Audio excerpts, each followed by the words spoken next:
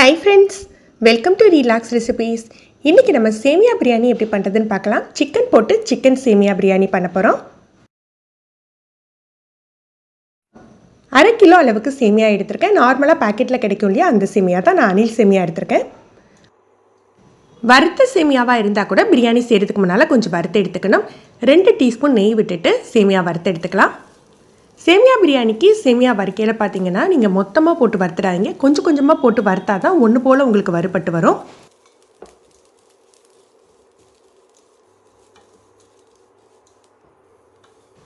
நல்ல ஒரு golden colour வர்ற வரைக்கும் நம்ம வறுத்து எடுத்துக்கலாம். ஒரு 2 டேபிள் ஸ்பூன் எண்ணெய் சேர்த்துட்டு 2 வெங்காயம் மீடியம் சைஸாக எடுத்து ஸ்லைஸ் பண்ணி வச்சுருக்கேன். நம்ம இன்றைக்கி செய்கிற அளவுக்கு 2 வெங்காயம் 2 தக்காளி கரெக்டாக இருக்கும். முதல்ல வெங்காயம் வதக்கிக்கலாம்.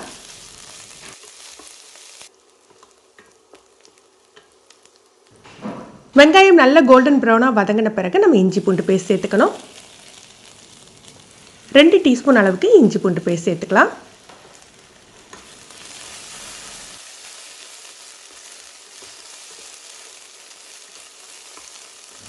இஞ்சி பூண்டு வதக்கி விட்டுட்டு நம்ம தக்காளி பச்சை மிளகாய் சேர்த்துக்கலாம். 2 தக்காளி மீடியம் சைஸ் தக்காளி ஸ்லைஸ் பண்ணி வச்சுருக்கேன்.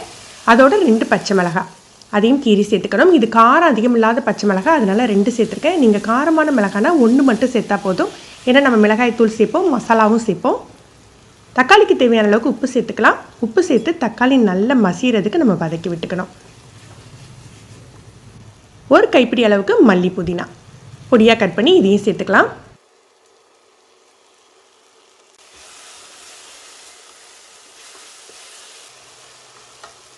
தக்காளி நல்லா மசிஞ்சிட்டு 1 டீஸ்பூன் பட்டை கிராம்பு ஏலக்காய் தூள் சேர்த்துக்கிறேன். நீங்கள் பிரியாணி மசாலா கூட சேர்த்துக்கலாம். இதில் 1/2 டீஸ்பூன் அளவுக்கு காஷ்மீரி சில்லி பவுடர், ஆல்ரெடி பச்சை மிளகாய் சேர்த்துருக்கோம் இல்லையா, காரத்துக்கு தகுந்தாப்பில் சேர்த்துக்கோங்க.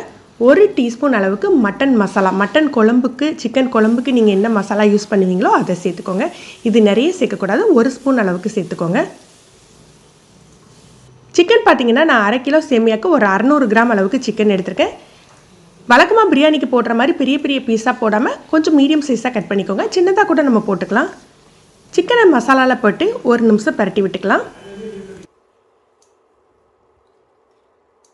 இதில் 2 டேபிள் ஸ்பூன் அளவுக்கு தயிர் சேர்த்துக்க போகிறோம்.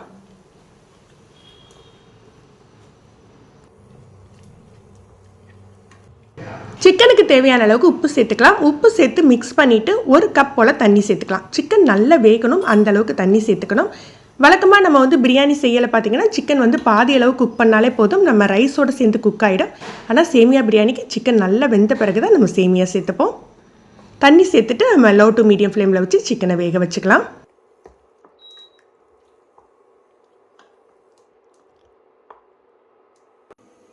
வறுத்த சேமியாவை எடுத்து வச்சுருக்கேன். இப்போ தண்ணி அளவு பார்த்திங்கன்னா இந்த வறுத்த சேமியா பாத்திரத்தில் எந்த அளவு இருக்கோ அதுக்கு ஒரு அளவு நம்ம தண்ணி சேர்த்துக்கலாம். அது போக ஒரு 1/2 கப் அளவுக்கு கட்டியான தேங்காய் பால் இதையும் சேர்த்துக்க போகிறோம். தேங்காய் பால் வேண்டாம் அப்படின்னு நினைக்கிறவங்க 1/2 கப் அளவுக்கு தண்ணியே சேர்த்துக்கோங்க.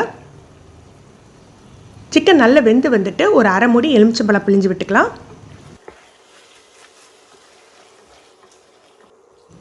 சிக்கன் கிரேவியில் பார்த்தீங்கன்னா தண்ணியே இல்லை, நம்ம எடுத்து வச்சுருக்க தண்ணி அளவு கரெக்டாக இருக்கும். சில சமயம் கிரேவியில் உங்களுக்கு தண்ணி இருந்ததுன்னா நீங்கள் எடுத்துருக்கீங்க இல்லையா, அந்த தண்ணியோட அளவை கம்மி பண்ணிக்கோங்க. இப்போ அந்த தேங்காய் பாலையும் நம்ம தண்ணியும் சேர்த்துடலாம். தேங்காய் பால் சேர்த்துக்கிட்டிங்க அப்படின்னா சிக்கனில் ஒரு சாஃப்ட்னஸ் கிடைக்கும், ஒரு நல்ல ஒரு டேஸ்ட்டும் இருக்கும். அதுக்கு தான் தேங்காய் பால் சேர்த்துக்கிறோம். தேங்காய் பால் சேர்க்காமையும் நீங்கள் இது பண்ணலாம். ஆல்ரெடி நம்ம சிக்கனுக்கு உப்பு போட்டுட்டோம், தக்காளி வேகையிலையும் கொஞ்சம் உப்பு போட்டிருக்கோம். இப்போ நீங்கள் டேஸ்ட் பண்ணி பார்த்துட்டு உப்பு காரம் தேவைப்பட்டால் சேர்த்துக்கோங்க.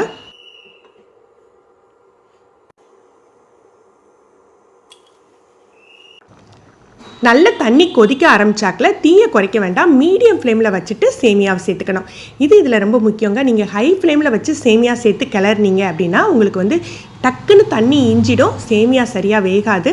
குறைஞ்ச தீயில் போட்டிருந்தீங்க அப்படின்னா சேமியா குழஞ்சி போயிடும்.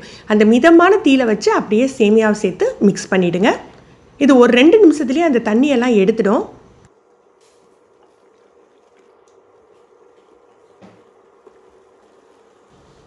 பாருங்கள், தண்ணியெல்லாம் இஞ்சிட்டு இப்போ 1 ஸ்பூன் நெய் சேர்த்து அப்படி பரத்தி விட்டுட்டு ஒரு டைட்டான மூடி போட்டு குறைஞ்ச தீயில் நான் தம் போட்ட மாதிரி தோசைக்கல் மேலே வச்சிட போகிறேன். ஒரு 7 நிமிஷம் அப்படி வைக்கலாம்.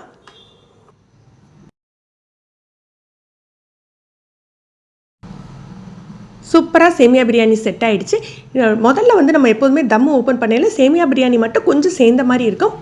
ஒரு நிமிஷத்துலேயே அது நல்ல உதிரியாக உங்களுக்கு உதிர்ந்துடும்.